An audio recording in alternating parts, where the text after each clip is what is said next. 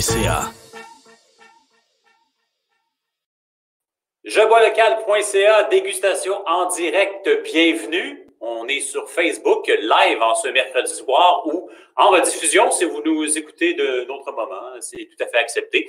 Mon nom c'est Philippe et je suis de cette belle gang qui s'appelle Je Bois Local, tripeux de bière. On est à Québec, mais on couvre tout ce qui se passe au Québec évidemment. Et on a un beau projet depuis une semaine, deuxième semaine de notre boutique jeboislocal.ca. Pour les gens de Québec, boutique physique, livraison de bière pour vous égayer direct à la maison ou ramassage sur place, comme vous voulez. Et pour tous les gens du Québec, eh ben, il y a un paquet de verres, t-shirts, chandails à l'effigie de Je Bois Local que vous pouvez vous acheter. Des verres de dégustation comme celui-là, que j'apprécie énormément. Donc, jeboislocal.ca, on se fait un plaisir le mercredi comme ça d'ouvrir de la bière, de déguster et de se connecter avec les gens de l'industrie. C'est ça qui est vraiment intéressant en plus de la bière. Et aujourd'hui, je connecte à moi via la technologie Francis Foley, qui est un des propriétaires de la microbrasserie À l'Affût. Hein? On parle avec les gens de À l'Affût ce soir et on déguste la cuvée Western, version spontanée. Alors, beaucoup de gens à la maison qui sont en train de saliver. Alors, laissez-moi joindre Francis à cette rencontre. Salut, comment ça va? Salut Philippe, ça va super bien, merci. Merci de m'inviter. Good. Déjà, on voit que tu portes fièrement le chapeau de cow-boy de À l'Affût. Ah oui, c'est sûr que à Saint-Tite, là, c'est de mise. Là. Les pieds, c'est avec des bottes, puis la tête, c'est avec un chapeau. Là. Écoute, le concept même d'À l'Affût est ancré dans les cow-boys, dans les chevaux et dans le festival western de Saint-Tite, bien sûr. Mais c'est beaucoup plus que ça. Hein? Évidemment, on va le découvrir dans les prochains instants. Francis, tu es un des propriétaires. Il faut dire que à l'Affût, vous êtes une coopérative, donc c'est un modèle un petit peu différent.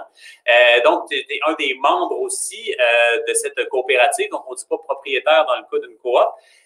Mais j'aimerais ça que tu prennes quelques minutes pour nous parler brièvement de ce beau trip-là à l'Affût. Je pense que c'était votre 13e anniversaire cette année. Oui, déjà, effectivement. On a parti ça il y a 13 ans. J'étais avec mes collègues Pierre-Paul et Philippe, avec qui j'ai étudié à l'université en génie électrique.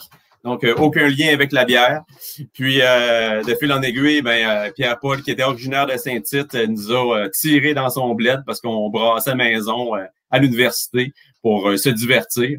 Puis, au final, on a parti à l'Affût en 2007. Donc, déjà 13 ans. Donc, à l'Affût, dans le fond, c'est d'abord et avant tout un resto-pub qui est ancré dans son village, qui fait rayonner, du moins qu'on met de l'action. On est comme le parvis de l'église maintenant du village, en quelque sorte, là. Puis, comme bien des microbrasseries dans leur bled. Puis, au fil des années, on s'est tissé une expertise de plus en plus grande avec ce qui nous interpellait le plus dans la bière artisanale, dans la bière de microbrasserie, c'est-à-dire des bières barriquées, des bières d'inspiration belge, acidulées, souvent complexes. Donc, c'est là-dedans qu'on s'est frayé un chemin là, au fil du temps. Oui, parce que moi, à l'Affût, au-delà du cowboy, pour moi, ça rime vraiment bière barriquée. Aujourd'hui, les brasseries qui démarrent, il y en a qui démarrent 100% dans le barriqué, il y en a qui en mettent dans leur portefeuille. Mais il y a 13 ans, quand même, ça fait pas si longtemps, mais dans le paysage brassicole québécois, c'est quand même un peu plus long. C'était moins fréquent quand même. Et ces expérimentations-là, comme celle qu'on va goûter ce soir, avec fermentation naturelle en partie, bactéries, ça prend beaucoup de temps, hein, on va le dire, là, on va en parler, mais essais et erreurs, et des fois, les erreurs sont tristes quand ça fait 1 an que le produit est en barrique. Hein? Ah oui, c'est sûr que ça fait partie du lot, là, puis ça fait partie des essais. Mais tu sais, on a tous été, la plupart ont tous été brasseurs maison dans l'industrie, c'était notre cas. Donc, des batchs qu'on a mis, qu'on a flushés, on a vu plus qu'une, là, mais heureusement, ça arrive de moins en moins souvent, mais c'est des choses qui peuvent arriver. Puis je pense que il faut pas s'arrêter à ça, là, parce que sinon, le temps va être long. Il y a dans les photos qu'on voit justement l'ensemble de la gamme que vous avez en canette. Écoute, il y a beaucoup, beaucoup de produits. Je me rappelle, je sais pas si c'est l'an passé, mais j'avais vu à un moment donné aussi votre calendrier de sortie des bières barriquées. C'est incroyable. Là, vous avez la Rouge de Mekinac, qui est un espèce de classique qui est assemblé d'ailleurs cette année à plusieurs sauces. Mais vous avez un calendrier annuel de sortie, là, donc je veux dire, tout est prévu, tout est enligné sur une production. Et parle-moi du chai, là, je pense que vous avez beaucoup de barriques en ce moment, là. Oui, actuellement, on a à peu près 500 barriques, là, un peu plus que 500 barriques à Saint-Tite, dans un entrepôt qui est dédié juste à ça. Puis, sur ces 500 barriques-là, dans le fond, la majorité sont soit pour la Rouge de Mekinac ou soit pour la base qui sert à faire la cuvée Western. Donc, la base qui sert à faire la cuvée Western, c'est notre interprétation d'un lambic, mais je dis bien interprétation parce que la majorité ont été ensemencées avec nos propres bébites qu'on a travaillées au fil des années. Donc, c'est pas 100% spontané. Il y a une partie qu'on a faite spontanée. Donc, dans le chai, c'est ce qu'on retrouve majoritairement. Puis, on se garde évidemment de la latitude pour faire toutes sortes de tests, toutes sortes d'expérimentations à gauche et à droite là, au fil du temps. Mais pendant longtemps, tu sais, je pense qu'il y a bien des brasseurs qui sont comme ça aussi, qui sont débordés, ils sont à côté dans leur production, ils font ce qu'ils peuvent pour sortir quelque chose. Quand ils en ont un peu en barrique, on en sort. Puis, tu sais, ça arrive quand ça arrive. Mais là, heureusement, après 10 ans, on s'est dit, bon, OK, là, je pense qu'avec toute la bière qui dort en barrique, je pense qu'on est capable de prévoir des sorties. On est capable de se dire, ben là, tu sais, ça fait 1 an qu'à la bière elle mature à cet endroit-là, ben on est capable de prévoir que dans 6 mois ou dans 3 mois, ben on va être capable de faire de quoi avec cette bière-là, puis on va être capable de la sortir. Donc, c'est comme ça qu'est venue l'idée de se structurer en quelque sorte, là. C'est impressionnant parce que pour le nombre de bières barriquées que vous avez et toutes ces sorties-là qui sont planifiées, c'est beaucoup de travail puis ça paraît que justement une planification derrière. Donc, on saute-tu direct dans la bière? C'est pas que j'ai soif, mais j'ai hâte de goûter à ça. On va y aller avec la dégustation de ce soir avec la cuvée Western version spontanée. Donc, c'est écrit sur l'étiquette assemblage de fermentation sauvage et acérie spontanée. Parle-nous de ça, cette cuvée Western qu'on goûte ce soir. Oui, allons-y. Dans le fond, la cuvée Western, je vais commencer par vous parler de comment est-ce qu'on l'a fait, là, un peu, cette cuvée Western-là. C'est quoi qu'il y a dans cette bière-là? Sans tout vous dévoiler nos secrets. Dans le fond, dans ce cas-là, dans la plupart de nos assemblages de cuvée Western, c'est une bière qu'on fait depuis, un peu plus de 5-6 ans, là, qu'on l'a sorti, cette bière-là. Mais la première fois qu'on l'a brassée, c'était en 2013, suite à un tour de gueuse qu'on a effectué, là, entre membres, là, en Belgique, là. Donc, on s'est promené de brasserie en brasserie qui faisait des lambics, des gueuses, puis on est allé s'inspirer des maîtres là-bas pour aller reproduire à notre manière cette bière-là chez nous. Donc, depuis ce temps-là qu'on fait ça. Puis, dans le fond, les ingrédients qu'on y retrouve, c'est principalement du malt pâle, puis du blé cru, dans ce cas-là. Puis, le blé cru, mais pour pouvoir le travailler, on fait ce qu'on appelle dans le langage des brasseurs un turbine mash.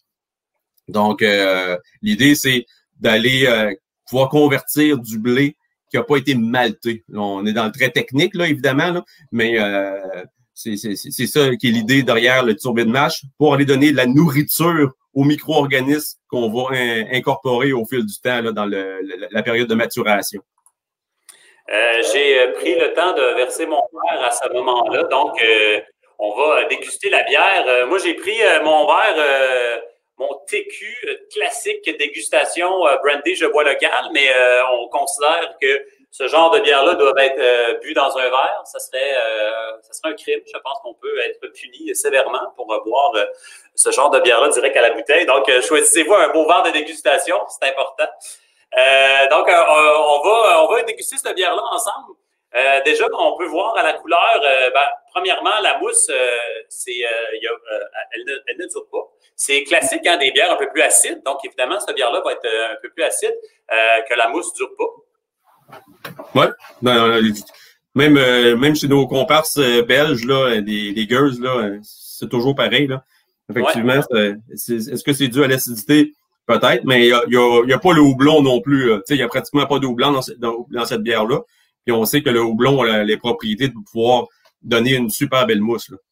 Exact. Donc, c'est bon signe. On est dans le, on est dans le type belge en ce moment, ça va bien. Et il y a la deuxième étape, quand on veut faire une belle dégustation. Moi, en tout cas, de ce que j'ai au nez, c'est vraiment typiquement fermentation spontanée belge. Il y a un côté très étable, cuir, sauvage, animal là-dedans. Là. Exact. Sauvage. Exact. Ouais, c'est très cowboy. C'est très sympa.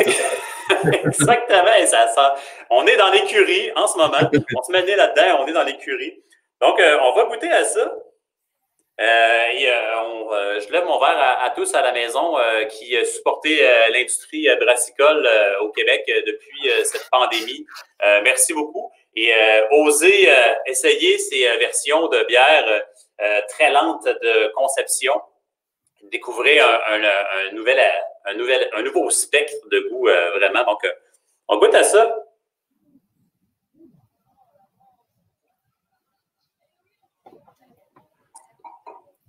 Donc, évidemment, on va classer ça dans des bières sûres. Hein? Quand on parle de lambic, on parle de gueuse, on parle de bières sûres. Et il y a deux sortes de bières sûres, en fait, que vous allez pouvoir goûter. Une première qui est ce qu'on va mettre, en fait, des bactéries avant la fermentation. Donc, typiquement, les Berliner Weiss vont avoir ce type de sûre-là, qui est un acide lactique. Mais ça, c'est des bactéries qui travaillent sur une très, très longue période. Tu m'arrêtes si je me trompe. Et on a une bière sûre c'est pas le même type d'acidité. Et moi, je trouve que c'est très agréable. Là. On a une acidité qui est pas très tranchante, comme peut l'être justement les sour ou les bières acidifiées. Alors, c'est la première chose que je goûte, moi. Je pogne une acidité, mais une acidité qui est agréable, avec quand même du corps dans cette bière-là. Je te laisse compléter là-dessus. Oui, tout à fait. Effectivement, avec la première gorgée, elle peut surprendre, mais après ça, on s'habitue assez vite. Puis, c'est l'idée pour pouvoir avoir de quoi qui est d'une belle buvabilité, si je peux dire ça comme ça, c'est justement le secret de l'assemblage avec du jeune puis du vieux. Parce que plus qu'on utilise de vieux, plus que là, ça va être très acide et très difficile à boire, à supporter. Donc, en rajoutant une version jeune à travers ça, quand on dit jeune, on parle d'une bière qui a environ 6 mois. Donc, c'est pas si jeune que ça non plus, là. Mais c'est là qu'on va réussir à aller chercher là, une complexité puis un assemblage qui va être agréable à boire. Là. Exactement. Là, le secret dans ces genres de produits-là, si tu l'as dit, c'est l'assemblage. Tu sais, c'est vraiment d'aller chercher plusieurs aspects de différentes bières, de mettre ça en commun. Parce que là, vraiment, on a quelque chose de vraiment super le fun à boire. J'ai goûté des lambics dans ma vie de brasseries belges très, très fameuses. Et écoute, c'était tellement acide que, tu sais, oui, bravo pour l'acidité, mais là, on veut quand même en profiter. Là, tu sais, souvent, c'est des bières un peu plus chères aussi. Donc, moi, je pense que là, on a un super bel équilibre d'acidité, de complexité. On sent les levures sauvages. Et tu parlais d'assemblage. À l'affût, d'ailleurs, je ne sais pas si vous voulez en parler, mais vous avez un super outil bidule pour assembler. Hein. D'ailleurs, dans les photos, on a vu passer ça à un moment donné. Vous avez une espèce d'outil où vous pouvez expérimenter divers assemblages, hein, je pense. Oui, on l'a baptisé la maîtresse de chai. Donc, notre maîtresse de chai elle a été construite avec un projet étudiant à l'Université de Trois-Rivières. Donc, on s'est associé avec des étudiants là-bas pour concevoir cette belle machine-là. Puis, ça nous permet vraiment de pouvoir assembler des bières jusqu'à 4 bières de 4 barriques différentes, finalement. Et puis, d'avoir le résultat final gazéifié et froid au verre. De façon quasi instantanée. Là. Mettons, ça prend peut-être 5 minutes. Là. Fait que, c'est vraiment génial. Oui, effectivement, pour développer des produits barriqués, je veux dire, on ne peut pas avoir un meilleur scénario. J'avais déjà entendu la légende urbaine de cette machine. Je suis content que tu me le confirmes. Mais pour les gens, ce que ça veut dire, c'est quand vous goûtez des bières dans l'affût, qui sortent en bouteille, parce que je pense que toutes les bières que vous mettez en bouteille comme ça, en général, c'est des bières qui viennent du chai, c'est ça? Oui, exactement. C'est toutes des bières qui viennent du chai. Donc, si vous tombez sur des bières d'à l'affût en bouteille, donc assemblées, probablement que c'est très bien fait parce qu'on a les outils pour le faire et on a pris le temps nécessaire pour le faire également. Moi, je te dirais que pour terminer sur cette cuvée Western version spontanée, je vous dis, je ne suis pas un très grand fan personnellement de lambic belge. Je trouve souvent que l'acidité est vraiment trop poussée, ça devient désagréable, puis on peut prendre un petit taster, puis OK, c'est cool, je suis très content d'avoir goûté, mais là, on a quelque chose de vraiment plus équilibré, quelque chose de vraiment le fun à boire, et on a le côté des levures sauvages vraiment là qui est vraiment, vraiment présent. Les fameuses brettes, hein, si vous ne savez pas c'est quoi, tapez-vous ça, vous allez savoir c'est quoi après. Là, sont très présents. Oui, si je peux rajouter, là, je suggère vraiment de le déguster avec un fromage fort, un fromage goûteux. Parce qu'un corps gras, ça vient casser l'acidité d'une bière. Oui, très, très bonne idée. Puis pour la température de service, on voit sur la bouteille que de garder réfrigéré, c'est toujours une bonne idée. Tout ce qui est de fermentation spontanée, sauvage, de garder ça toujours au froid. Parce que quand ça se réchauffe, ne serait-ce que par le dépôt, par la fonte de la bouteille, par une gazification qui pourrait être supplémentaire, il pourrait avoir un débordement. Donc, on l'eau froide, puis après ça, on va prendre le temps. On peut la laisser ouverte ou on peut prendre le temps après ça de la laisser tempérer. Mais vous êtes mieux de la garder au froid toujours. Vous l'avez écrit et vous écrivez sur la bouteille de 6 à 10 degrés comme température. Et ce qui est intéressant, c'est que plus elle réchauffe, plus le profil va changer un petit peu dans la dégustation. Tout à fait. L'acidité se tasse quand que ça réchauffe, là. Donc, on sent plus le côté boisé. Ça a quand même vieilli en barrique. Puis, l'acidité, elle s'estompe tranquillement, là. Tu vois, dans mes dégustations, je parle pas souvent d'accord avec la bière. Puis, on a des commentaires ici sur Facebook de « Hey, c'est une bonne idée, ça. Tu devrais, on devrait toujours inclure ça parce que c'est vrai que le côté accord avec la bière et la bouffe, c'est vraiment intéressant. Puis, en plus, tu amènes un super bon point que les deux se complètent super bien. Définitivement. Ben merci beaucoup pour cette dégustation, Francis. Et écoute, je te laisserai nous exposer un peu ce qui s'en vient pour vous autres. Évidemment, avec la pandémie, ben le pub à Saint-Tite, c'est difficile. Les choses vont revenir à un moment donné. Heureusement, vous avez la distribution un peu partout au Québec. Parle-nous des projets, parle-nous de ce qui s'en vient pour à l'affût. Ben, actuellement, on est dans notre année de la rouge. Donc, on s'associe avec des microbrasseries pour assembler notre propre bière qu'on appelle la Rouge de Mekinac avec d'autres bières barriquées exceptionnelles qu'on trouve sur le marché. Donc là, il y en a deux qui s'en viennent là très prochainement. Au mois de janvier, ça va être un assemblage avec nos amis de Arikana. Puis au mois de février, avec Ralbock. La prochaine avec Arikana, ça va être super intéressant. Ça va être complètement différent des autres assemblages de rouge qu'on a lancés cette année. Parce que cette fois-ci, ça va être avec une bière foncée, une bière, un porteur à la brette barriqué chez Arikana. Donc, on va être complètement dans autre chose. OK. Il y a ça qui s'en vient là, à très court terme. Puis sinon, ben, au mois de janvier, on va sortir une bière, là, cette fois-ci, en canette, une India Pale Lager, une IPL avec nos amis le Tarieux, qui va être 100% mauricienne là, comme bière. Là. Et ben évidemment, il y a beaucoup de trucs en canette qu'on retrouve de vous autres. Et ben là, nous, maintenant qu'on a une boutique, on est un peu plus au courant de ce qui sort. Sur les tablettes, avec la cuvée Western, il y avait la rouge avec Castor qui est rendue disponible. Et on a aussi celle-là, la double IPA, les fameuses double capi, double IPA sûre au sureau. Qui fait partie des nouveautés que vous pouvez trouver un petit peu partout et sur la boutique jeboislocal.ca. Non, les gars, allez pas là. Ouais. Bon, ben écoute, merci beaucoup, Francis, de ce temps passé avec nous. On va continuer à triper sur vos bières intensément et j'ai vraiment hâte de retourner à Saint-Tite. Personnellement, je suis plus un fan d'y aller en dehors du festival Western.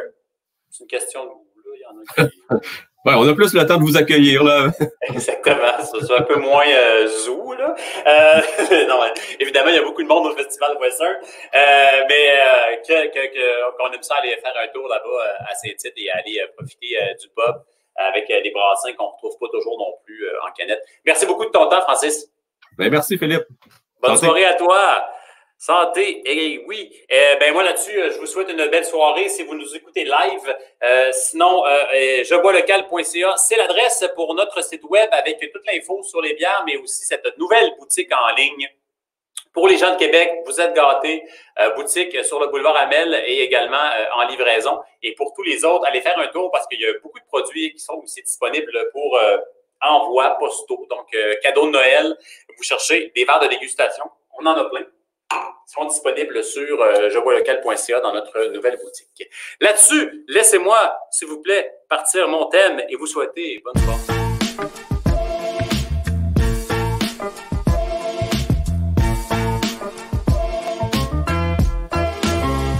jeboislocal.ca